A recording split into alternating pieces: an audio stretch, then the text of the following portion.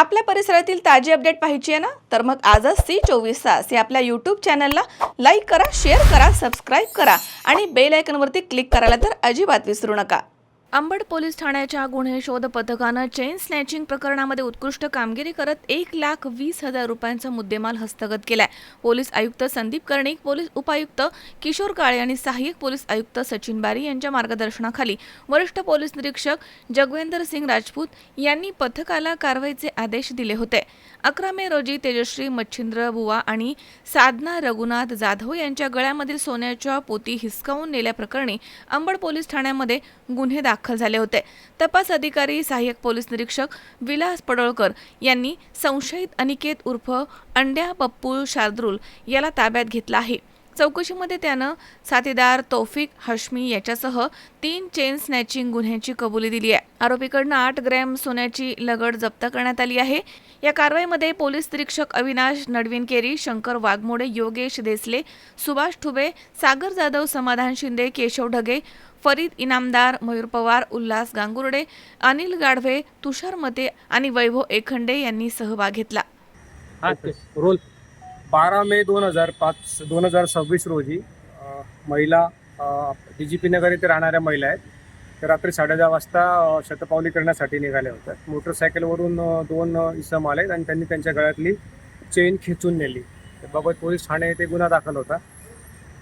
त्यानंतर EPI पडोळकर आणि त्यांची टीम गुन्हे शोध पथकाची त्यांनी CCTV फुटेज चेक केले, येण्या जाण्याचा मार्ग चेक केला, आरोपी ट्रेस केले. त्याच्यामध्ये अनिकेत पप्पू शार्दूल अनिकेत शार्दूल हा गोवर्धन येथे राहणारा रेकॉर्डवरचा आरोपी आहे. त्याला निष्पन्न केलं.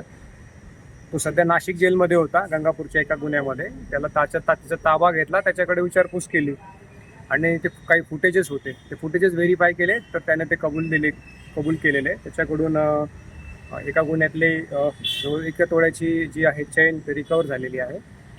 अजून 2 गुन्हे ओपन झालेत. एकूण पोलीस स्टेशनचे 3 चेन स्नॅचिंग ओपन झालेले आहेत.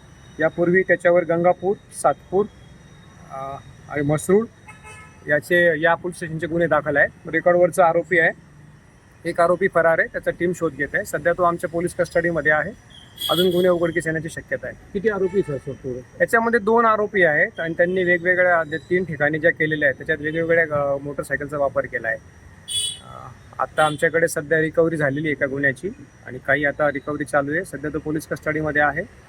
रेकॉर्डवरचा सराईत आरोपी आहे, त्यामुळे त्याच्याकडून अजून गुन्हे उघडकीस येण्याची शक्यता आहे. जे गुन्हेगार आता पकडले त्यांची नेमकं पार्श्वभूमी काय? त्याची पार्श्वभूमी तो गोवर्धन गावचा आहे. यापूर्वीही त्याला ह्या अशाच प्रकारच्या गुन्ह्यांमध्ये तो जेलमध्ये जाऊन आला होता. सध्या तो जामिनावर होता. त्याच्यासोबत अजून एक आरोपी फरार आहे.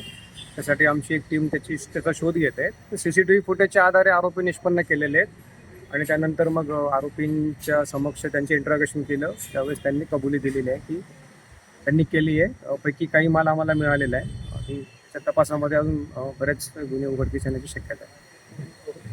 किरण आहेर, C24 तास, नाशिक.